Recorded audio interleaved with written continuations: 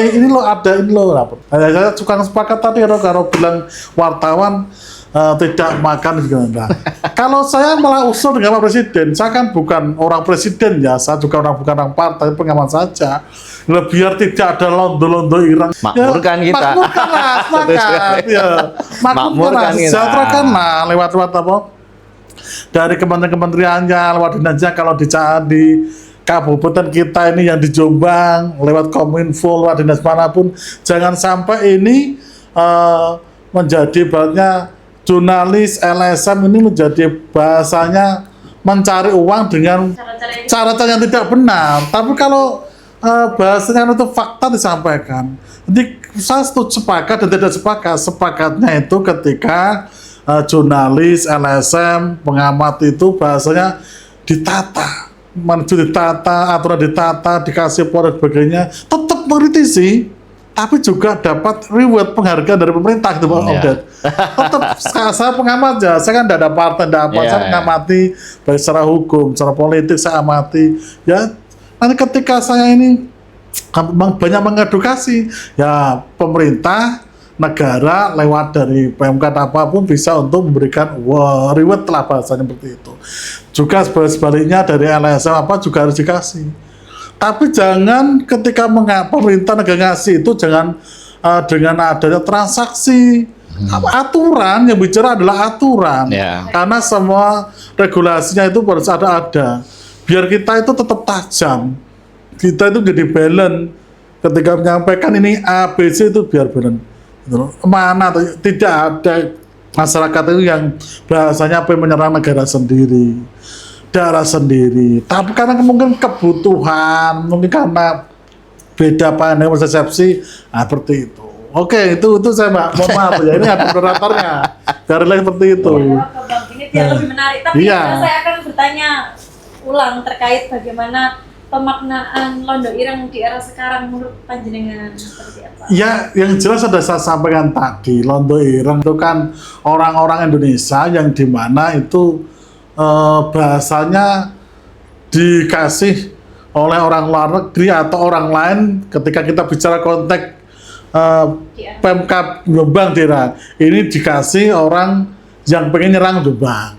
Terus kalau negara Indonesia dikasih orang asing, ya seperti itu. Londo Ireng cirinya seperti itu. Artinya orang asing pribumi atau nggak pribumi pengen menyerang negara sendiri.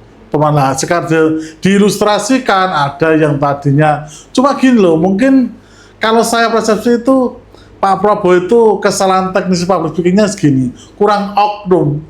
Nah, bahasa seperti itu ketika oknum LSM, oknum wartawan, pengamat, jurnalis itu mungkin bisa tidak ada pro kontra kan oknum. Oh ya, oknum.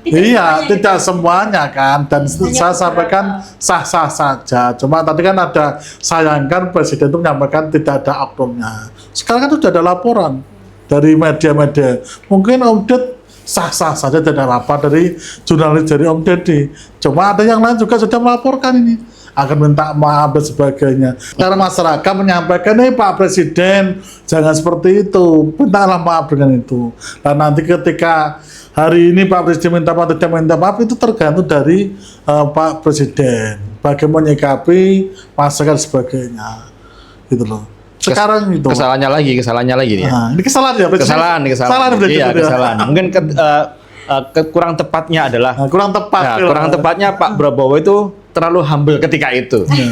Artinya kalau memang Pak Prabowo atau Pak Presiden Prabowo ini memang asal dari militer, konsistensi aja kayak militer kalau saya loh ya. Kemudian ketika dia mencoba menjadi humble, itu kan jadinya malah menjadi overlapping.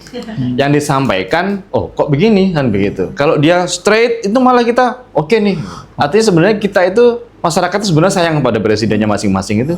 Kita sama Pak Prabowo itu juga sayang. Artinya kita selalu mengingatkan gitu ya, menyuguhkan apa yang kemudian terjadi di masyarakat seperti apa begitu. Artinya bahwa kami sendiri dari teman-teman jurnalis itu memang apa yang kita lakukan ini adalah panggilan. Nggak ada orang itu kemudian tiba-tiba saya mau jadi jurnalis, nggak ada. Artinya kita panggilan. Kita kemudian bukan kemudian kita awal itu aku mau menjadi jurnalis karena aku mau kerja dapat makan enak, kemudian biar hidupnya makmur atau apa ya, kemakmuran dan lain, nggak ada orang berangkat dari jurnalis seperti itu. Jadi seorang itu ketika mau menjadi seorang wartawan atau jurnalis, yang pertama adalah panggilan. Artinya panggilan itu bagaimana kehidupan di masyarakat seperti apa. Kemudian bagaimana regulasi yang terjadi di teman-teman kita yang memiliki kedudukan seperti kementerian, teman-teman wakil kita di DPR, DPRD, kemudian ya kalau Bapak Presiden kan puncaknya gitu. Ketika kemarin Bapak Presiden mencoba humble dan bercanda, nah jadinya kemudian kok candaannya gini nih Bapak Presiden nih gitu kan gitu. Tapi kalau harapan saya sih, saya yang bilangnya ke teman-teman, ayolah jangan kemudian kita kemudian memaksa atau meminta Pak Presiden untuk minta maaf dan lain sebagainya. Kalau saya sih ya, artinya ya nggak apa-apa, Pak Prabowo bilang gitu, artinya nggak perlu juga Pak Prabowo minta maaf, kita tetap berjalan sesuai dengan persona kita sebagai wartawan seperti apa, karena itu memang kerja kita menyampaikan sebuah pemberitaan itu. Kita kemudian, kalau kemudian kita nggak boleh memberitakan, loh nggak ada wartawan dong. Nah, itu kan kerja kita. Kalau kemudian kita hanya mengiklankan, kita ini bukan advertisement agent kan gitu, atau bukan agen iklan kita ini gitu. Jadi kita itu menuliskan sebuah cerita-cerita kehidupan yang ada di masyarakat, kemudian bagaimana proses program regulasi yang dimiliki oleh teman-teman yang memiliki kekuasaan di kementerian itu untuk masyarakat seperti apa, kan gitu. Kalau kemudian program bagus nggak kita sampaikan, kemudian setiap program bagus kan pasti ada kurangnya kan ya manusia ya. Karena manusia nih yang kerja ini, semuanya manusia, maka kita ini mungkin yang memiliki kelebihan bahwa tahu detail di bawah seperti apa. Ini loh masih ada yang ketinggalan loh. Ayo nih beri dong kan gitu. Kan boleh. Kalau kemudian kita diem aja, kemudian ketika ada bantuan, oke, disampaikan. Kemudian ada yang nggak kebagian, dia teriak-teriak, kemudian kita diem. Terus bagaimana coba?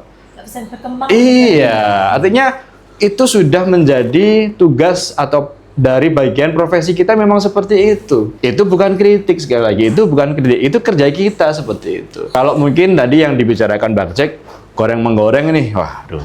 Bang, goreng itu ya, orang mau menggoreng kan pasti ada yang minta. Ada yang pesen nih Bang.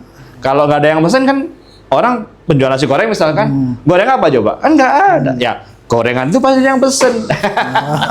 Itu pasti dong. Nanti kalau nggak ada pesanan, ya nggak ada lah gorengan-gorengan itu. Artinya sebenarnya itu bukan gorengan. Ya artinya mungkin biar sedikit mereka itu terpantik atau kemudian penyikapannya itu secara biar segera, ya mungkin kita bermain narasi lah. Kita bermain narasi lah.